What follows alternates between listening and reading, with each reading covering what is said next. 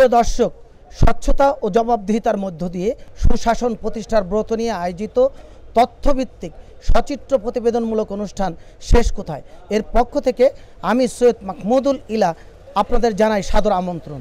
আমাদের আজকের বিষয় অসহায় ব্যবসায়ীদের আত্মনাদ। আসুন আমাদের মূল অনুষ্ঠানে।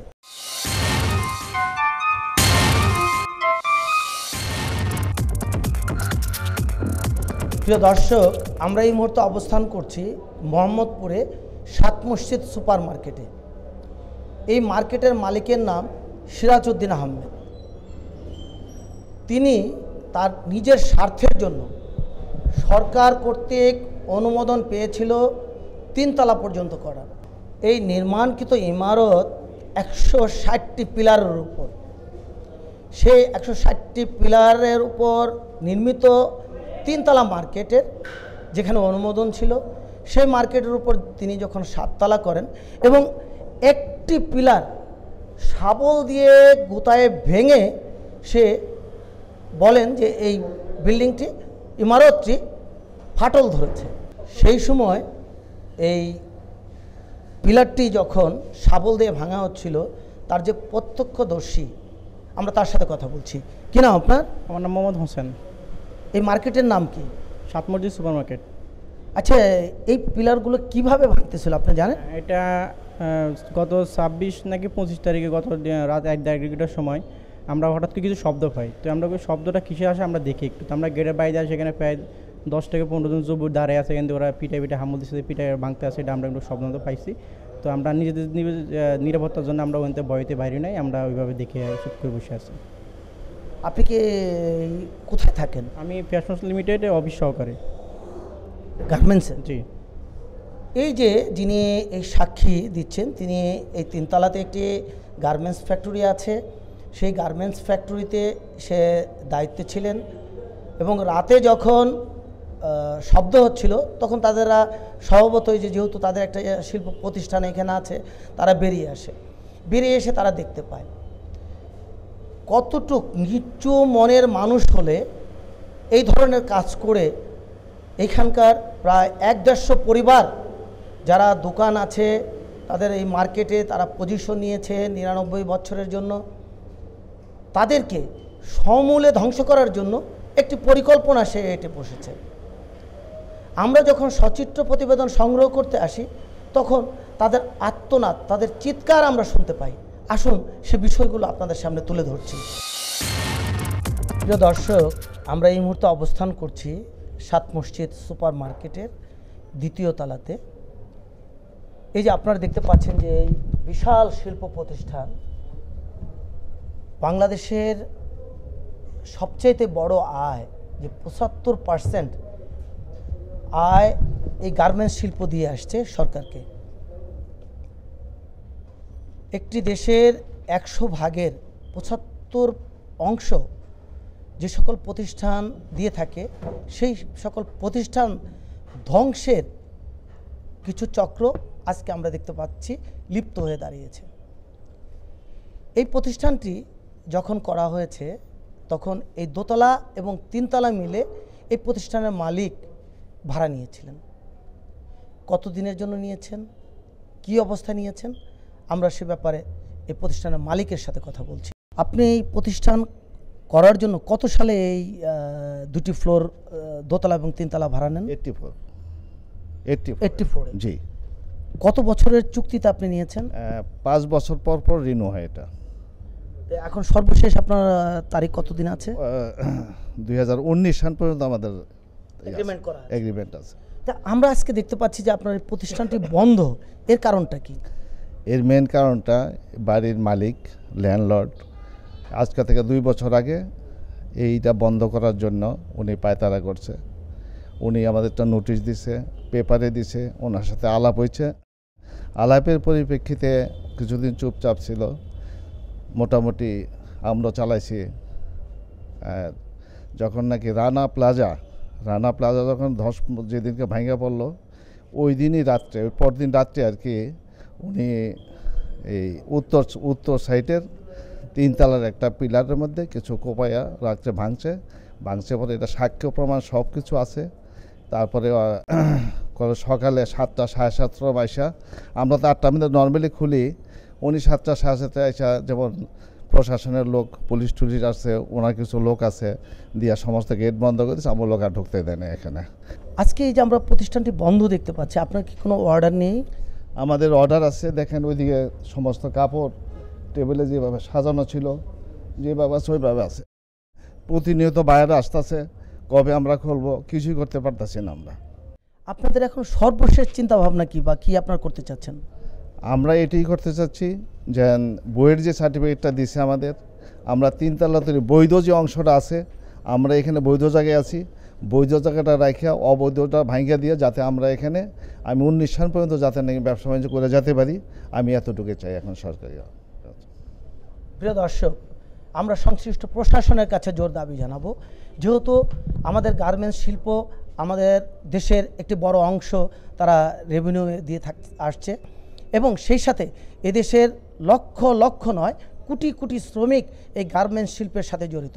তাই সবিনয় অনুরোধ থাকবে প্রশাসনের কাছে, যেহেতু 3 তলা পর্যন্ত অনুমোদন ছিল, সেই 3 তলা পর্যন্ত বৈধতা রেখে বাকি অংশগুলো ভেঙে এই শিল্প প্রতিষ্ঠানগুলো যেন যথাযথভাবে চলতে পারে, এবং এই প্রতিষ্ঠানের যে এক্সপোর্ট, সেই যাদের নির্দিষ্ট টাইম, সেই টাইমের মধ্যেই তারা তাদের সেই মালামাল এক্সপোর্ট করতে পারে, এমনটাই আশা করছে এই প্রতিষ্ঠানের মালিক এবং এর সাথে সংশ্লিষ্ট সকল কর্মকর্তা এবং কর্মচারী।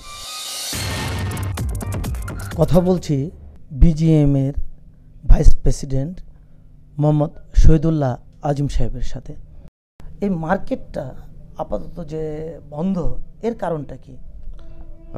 মার্কেটটা বন্ধ, এখানে একটা ঝুঁকিপূর্ণ বিল্ডিং আছে এবং সেখানে ফাউন্ডেশন যা ছিল তার চেয়ে বেশি উপরে করা হয়েছে, যেমন ওখানে 3 তলা বা 4 তলা ছিল, যেটা এখানে 6-7 তলা আছে, উপরেগুলো একটু অবৈধ। এই জন্য আমাদের কাছে যে নোটিশ আসলো, আমরা বিজেপি থেকে এই ফ্যাক্টরিগুলো বন্ধ করে দেওয়া হয়েছে ঝুঁকিপূর্ণ হিসাবে। আর ওখানে উপরে জেনারেটর আছে, 5 তলা 6 তলা জেনারেটর আছে, এখন কোনো বিল্ডিংয়ে উপরে জেনারেটর থাকতে পারবে না আমাদের বিজেপি কোড অনুযায়ী। আমরা ওনাদের সতর্ক করে দিয়েছি জেনারেটরগুলো সব নিচে নিয়ে আসতে, তারপরে শুধু ওনার ফ্যাক্টরি চালু করতে পারবে, তাছাড়া ওনার ফ্যাক্টরি চালু করতে পারবে না। 2 তলা 3 তলা যেগুলো বন্ধ আছে, সেটা চালুর ব্যাপারে কি আপনাদের কোনো দিক নির্দেশনা আছে? বুয়েটের নিয়ম অনুযায়ী, বুয়েটের ওদের মনিটরিং অনুযায়ী ওনারা 5ই নভেম্বর পর্যন্ত কিন্তু বিল্ডিংগুলো চালাতে পারেন। বুয়েট কিছু সংশোধনী দিয়েছে, যেমন জেনারেটরগুলো নামাতে হবে, ওখানে কিছু স্থাপনা আছে ভাঙতে হবে, লোড কমাতে হবে, কিন্তু ওনারা এটা না মেনে চালাচ্ছেন। আমরা কিন্তু আমাদের হিসাবে আমরা 4টা ফ্যাক্টরি বন্ধ করে দিয়েছি। আমি আবার কালকে লোক পাঠাবো, যদি ওনারা কেউ চালিয়ে থাকেন আমাদের নির্দেশ অমান্য করে, তখন আমরা আবার বন্ধ করে দিব। প্রিয় দর্শক, আমরা এই মুহূর্তে অবস্থান করছি 7 মসজিদ সুপার মার্কেটের সামনে। এই সামনের অংশে আপনারা দেখতে পাচ্ছেন যে প্রচুর পরিমাণ লোকজন দাঁড়িয়ে আছে। এরা প্রত্যেকেই এই মার্কেটের নিচতলাতে দোকানদার, এদের প্রত্যেকেরই দোকান আছে, তাদের পরিবার আছে, পরিজন আছে, কিন্তু কেন তারা আজকে এখানে দাঁড়িয়ে? আমরা এই ব্যাপারে কথা বলছি এই মার্কেটের সভাপতির সাথে। কি নাম আপনার? মোহাম্মদ শামসুর আলী। আচ্ছা, আজকে আপনারা রাস্তায় নেমে এসছেন, এর কারণটা কি? কারণ হইল আমাদের সাথে মার্কেটের মালিক 99 বছরের জন্য আমাদেরকে দলিল করে দিয়েছেন, এখন উনি মার্কেট ভাঙার ষড়যন্ত্র করতেছেন এবং সে তার কিছু লোক দিয়ে মার্কেটের সিঁড়ির একটা ভীমে সে হ্যামারিং করে কিছু অংশ ভাঙে একটা গুজব ছড়ান যে মার্কেট ড্যামেজ হয়ে গেছে, ভাঙা পড়তে পারে। সেই গুজবে এলাকার স্থানীয় প্রশাসন সমস্ত লোকজন এই মার্কেটটা গার্মেন্টস ফ্যাক্টরিগুলা বন্ধ করে দেন। তা আমরাও চাই যে বৈধ স্থাপনা রেখে অবৈধ স্থাপনা যা আছে এগুলা আমরা ডিআইটিকে দরখাস্ত করছি, তাদের কাছে আমরা আকুল আবেদন জানাইছি যে বৈধ স্থাপনা রেখে ও অবৈধ স্থাপনা ভেঙে দেওয়ার জন্য। কি নাম আপনার? আমার নাম মোহাম্মদ বজদুর রহমান। আচ্ছা, এই মার্কেটটি প্রথমত কত তলার অনুমোদন ছিল ডিআইটির? এটা 3 তলার অনুমোদন ছিল ডিআইটির। কয় তলা করেছে? উনি 6 তলা করেছে এবং 6 তলার উপরে টিন সেট করেছেন। কি নাম আপনার? মোহাম্মদ শামীম। আচ্ছা, আপনাদের সমস্যাটা কোথায়? সমস্যাটা আসলে অনেক বড় একটা সুকৌশলে মার্কেটের মালিক জনাব সিরাজউদ্দিন আহমেদ আমাদেরকে এখান থেকে উচ্ছেদ করারই তার মূল পায়তারা। সে ডেভেলপারকে দিয়ে নতুনভাবে সে এটা করবে, তার কোটি কোটি টাকা ইনকামের একটা পথ সে বার করছে। অথচ আমরা ২৬ বছর আগে তার এই দোকান কিনেছি, আমরা সবাই ৯৯ বছরের জন্য সে আমাদেরকে দোকান বিক্রি করে দিছে। আমাদের সবার কাছে তার লিজ দলিল আমাদের কাছে আছে। কি নাম আপনার? আমার নাম মোহাম্মদ বিলাল হোসেন। আচ্ছা, এই মার্কেট ভেঙে যদি নতুন অত্যাধুনিক মার্কেট করে তাতে আপনাদের অসুবিধা কোথায়? আমাদের অসুবিধা এখানে আমরা প্রায় ২৭ বছর ধরে দোকানদারি করতেছি। এই মার্কেট আমরা তিলে তিলে আজকে এই পর্যায়ে আনছি। বাংলাদেশের একটা পর্যায়ে যতগুলো মার্কেট আছে পুরোনো মার্কেট, তার ভিতরে সাতপুরি সুপার মার্কেটও একটা সুপরিকল্পিত একটা মার্কেট, এবং আমরা সুন্দরভাবে ব্যবসা বাণিজ্য করে খাইতেছি। মার্কেটের মালিক সিরাজ সাহেব উনি আজকে ২ বছর ধরে আমাদেরকে বিভিন্নভাবে প্রতারণা করে আমাদেরকে উঠানোর জন্য ষড়যন্ত্র করতেছে। এই পর্যন্ত সে সাকসেস হয় নাই। সাভারের এই ঘটনাটা যেদিন হয় ২৪ তারিখে রাত্রে উনি ওনার যে সন্ত্রাসী বাহিনী দেওয়া ১৬০টা পিলারের ভিতরে একটা পিলারে আংশিক সে হ্যামারিং করে উঠায়, এবং সেদিন সে যে মোহাম্মদপুরে যে ছড়াইছে যে সুপার মার্কেট ভাঙ্গা পড়ে গেছে গা, এবং সে রাজুক থেকে শুরু করে সব জায়গায় আমাদেরকে কিভাবে প্রতারিত করব এবং মার্কেট থেকে আমাদেরকে কিভাবে বিতাড়িত করব সেই ষড়যন্ত্র করতেছে।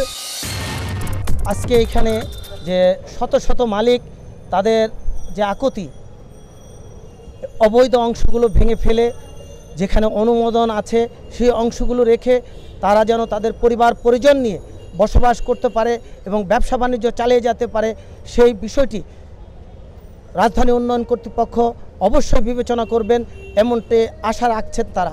তাই আমি সংশ্লিষ্ট প্রশাসনের কাছে জোর দাবি জানাবো, আজকে এদের যে দাবি সে দাবি অবশ্যই গ্রহণযোগ্য দাবি, এবং সে দাবি যেন কোনো অবস্থায় অন্যায়ের কাছে মাথা নত না করে এবং তাদের দাবি যেন বাস্তবায়ন হয় এমনটাই আশা করে এদেশের প্রতিটি মানুষ।